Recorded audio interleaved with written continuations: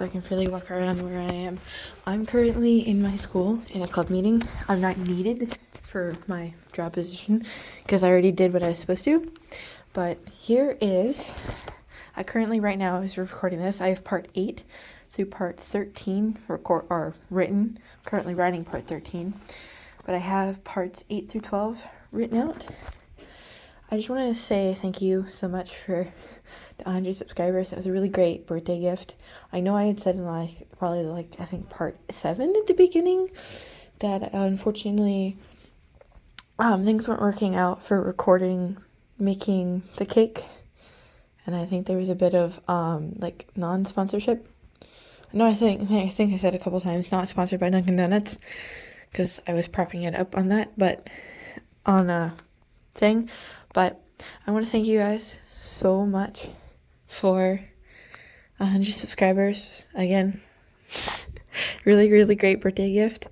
Probably when we hit 150, I'll just show a video of me making cupcakes at my grandparents' house, or something along the lines of baking. But thank you guys again, and let's begin. You wake up to the sun shining in your face. You sit up and look around to not see either boy in the room. Curious, you get up and walk to the first floor door. You open the door to hear chaos from the living room. You shut the door and quickly change. You didn't want to look like you just woke up if everyone else is up. You then quickly reopen the bedroom door and go to the living room to see what's going on. What do you mean she's not your niece? What haven't you been telling us? Jeff yells as soon as you reach the living room. Jeff, you came into the conversation at the wrong point. I was just discussing with Hoodie and Masky about yesterday, Sunder says. While everyone was watching the border for Zalgo, you had a meeting with your brothers, Toby asks. Everyone is up and downstairs. I'm sorry I left 2 people out. I needed them here. Hoodie and Masky helped me out yesterday. They even helped my niece, Slender says. That's so unfair. It's not our fault you brought her here and Zalgo tried following, Ben says. I'm aware, Slender says. I'm surprised he hasn't told you the truth while I've been here. You say, are you beating around the bush, Uncle? Everyone looks at you. You're standing by the TV wall just outside the rest of the first floor hallway. Why is it whenever we have issues, it's always you? Jeff asks. Zalgo getting close?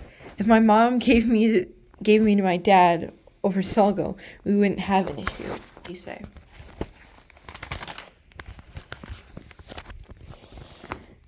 Do any of you want to know why she isn't genetically my niece? Slender says. Yes, everyone says. Everyone but Brian, Hoodie, and Tim, Masky, didn't know. That means Jeff, Eyeless Jack, Jane, Clockwork Ben, Toby, Laughing Jane, and Smile Dog didn't know the truth. My brother is Splendor, Offender's my uncle, and we have no idea if Trender's his son or not, Slender says. So how does Zalgo fall into this equation? Jane asks. Should I tell him, Slender? You ask. If you want, he says. My mother was a Zalgo follower until she met my father and had me. The arrangement was she gave me up for her freedom. I believe she died, however. Why does he matter, though? Jeff asks. He's Slenderman's father, making Slender my cousin, Zalgo my uncle, he said. Almost everyone's jaw dropped. What? Jeff says. Yes, Zalgo's my father, Slender says. Zalgo was going to raise me to be a weapon against Slender. I escaped at the age of 10 and found Slender by accident. She wasn't the first member I welcomed. Some of you came before her. I protect the broken. Zalgo uses people's trauma to try and make them stronger, Slender says. It's rare for Zalgo's members to not be related to him. My mom wasn't related to him and abandoned me in the woods. Nope. No, wait. That's incorrect. I was abandoned to Zolgo. My mother was abandoned in the woods by her parents when she was very young. It was sad for Zolgo to see her go. How did you get out? Toby asks. Every full moon, Zolgo would go out and hunt for me, you say. He'd normally leave me by myself. The night I escaped was a full moon. Zolgo left one guy outside my bedroom door. When I was 5, Zolgo gave me my own room with a window. No one was below the window to keep me in his mansion the day I left. I learned how to climb from a very young age. How old were you? Eyeless Jack asked. About 10. Tomorrow marks 12 years since I left Zolgo's care. He may be showing up to try and take me. I haven't had much training in a few months, so trying to use me as a weapon won't work, you said. Did anyone know you were going to leave? Jane asked.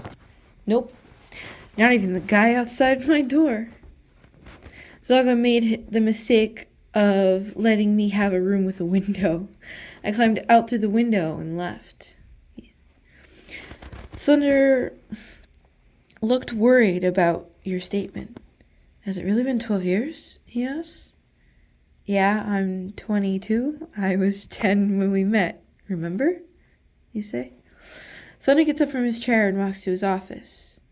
I feel like I screwed up. Why do I fear I have to fight for my life soon? You fear Zolgo is going to try and use you. Slender's sudden walkout made the feeling worse.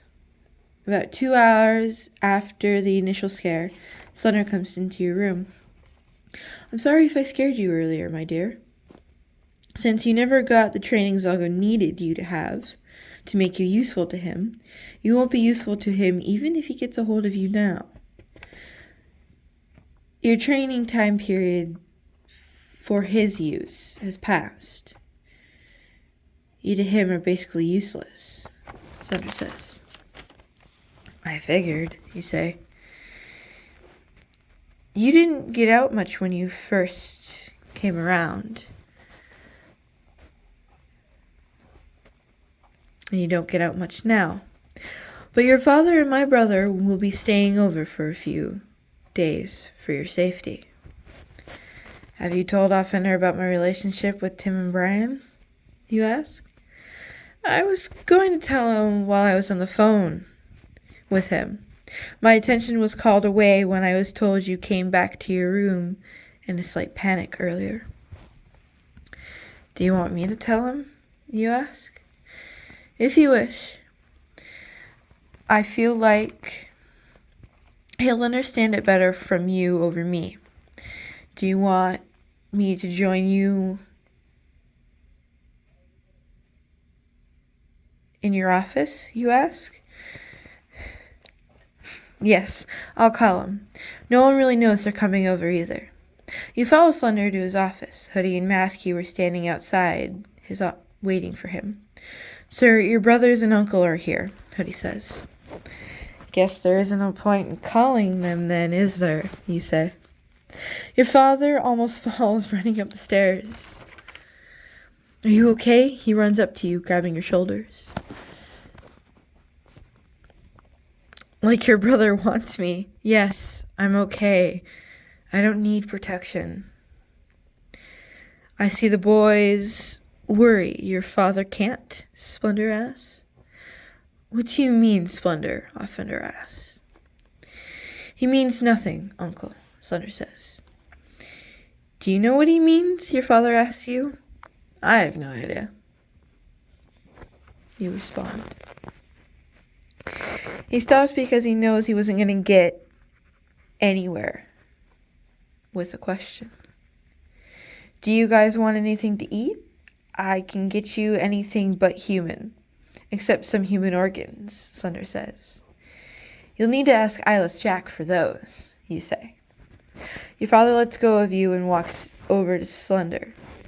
They walk into his office, and you're left with Splendor, Tim, and Brian.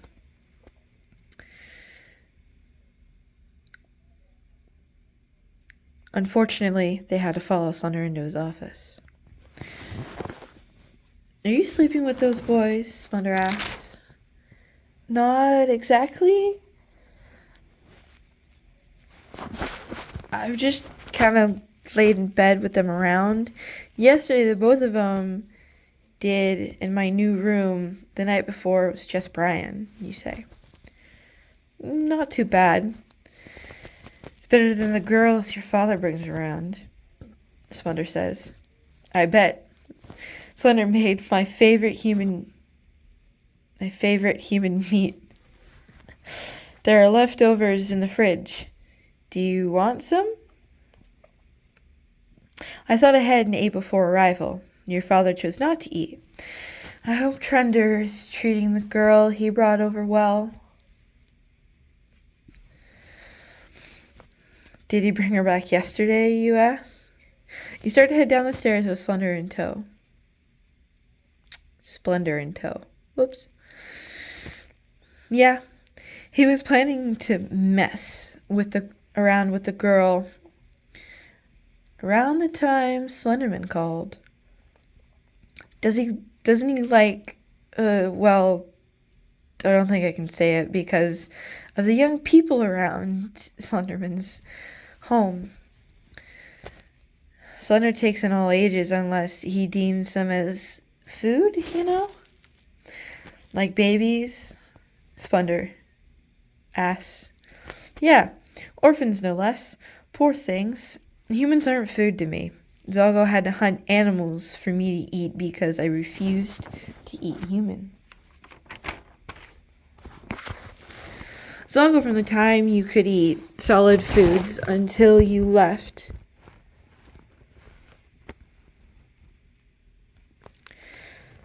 brought you human food. Unfortunately, from the time you could eat solid foods, which is probably about a year old, less than a year old, to the time you were 2, he tried to get you to eat human meat. You, being half human, disliked the smell of it and the sight of it. He tried as long as he could to get you to eat it, and you just refused. You'd eat fruit and veggies when human meat was around, because some of his followers would eat that a part of their meal. Zoggo had to do 2 hunts every full moon week. Your father tried, right? Splendor asked. What do you mean? The amount of times he went to see Zoggo, he tried to get you out.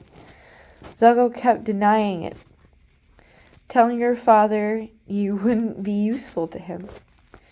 When Slender called to say he got a hold of you, it was the first time we'd ever see him cry. You grab the leftovers and turn around to face Splendor. He cried, you ask? He was happy you escaped. He cares so much about you, You never thought of it that way. You always assumed he never cared. You feel guilty for your choice of words about him last night when you said he didn't care about you enough to get him.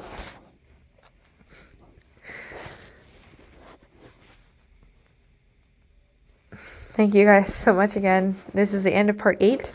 A couple of pauses I made was so I could reread and try to fix my wording, because I'm not going to pause it halfway through and reread it again. So it actually tells, it's a storytelling, or it's in third person, so it kind of sounds a little screwed up. But hey, it's normal. That is a completely normal thing that happens. Ignore the echo. My phone's kind of propped on something.